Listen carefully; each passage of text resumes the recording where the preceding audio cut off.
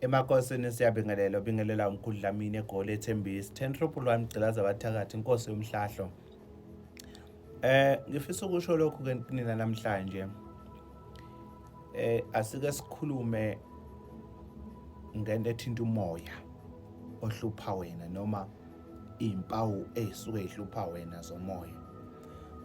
Abantu abaningi bahamba bayothwasa kanti bathwasa endaweni ezirong.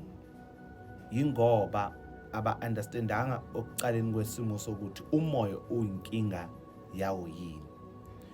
Asicale la. Kukhona ukuhlushwa imoya edinga ukulungiswa ngegobongo kuphela ekufanele uthwase. Kukhona imoya ekuhluphayo engcolile uwe owangenwa isifebe sakini esafa sifeba noma sidayiswa ngomzimba noma esafa sibulala abantu noma sidubula abantu. Lo muntu loyo kuthiwa umdliwa, ungenwe umdliwa.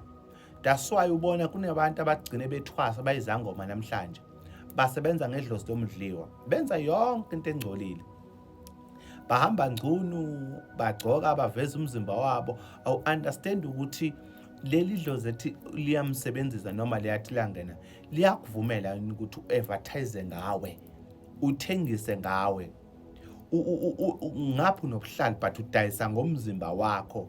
Ngaphandle kokuthi wena uthi 50 rand ukudayisa umzimba, but umzimba wakho uya-advertise kubantu kodwa wena ulapha abantu. Lo kusumuntu ongenwe umdliwa wedlozi elifuna ukugezwa lihlanjululwe sisuke kumuntu. Kunemoya yabantu abangenwa imoya yokusebenza ngabantu noma kusebenza ukulapha abantu noma izithunywa.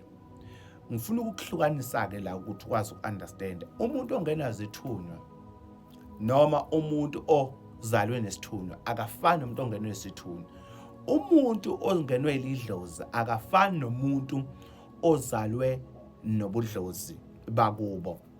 Ngoba umuntu ongenwa yidlozi uyahamba lento imshiye eqinini noma iphele ngoba lento imngenile. Kodwa umuntu ozalwe naso isiphiwo uhamba aze afe naso.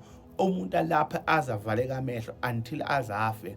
Omunye uyalapha akuze kufika isikhathi sokuthi lento isiyamshiya ke manje seyaxubuka kuyena isiyahamba ngoba isimngenile. Angikholelwa entweni yokuthi khona umuntu ongenwa yidlozi lokuthi ufuna uthwasa kuphela ayogida khipha imali athi ukuthwasela umuntu ongasekho emhlabeni. Ayikho leyo nto leyo, umsangane weza ngoma.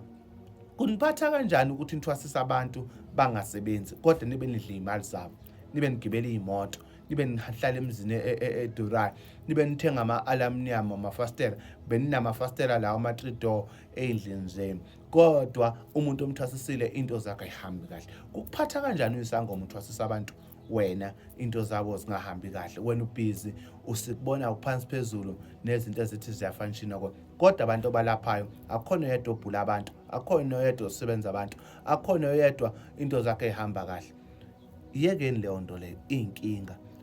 Thwasisana abantu ngokuyiciniso. Yekelani ukuthwasisa abantu because indlala nomona nokuthi nifuna ukubonakala namathwasa amaningi kanti nawe idlozi awunalo. Emakhosini ngicela ukuthi ulike ufollowe.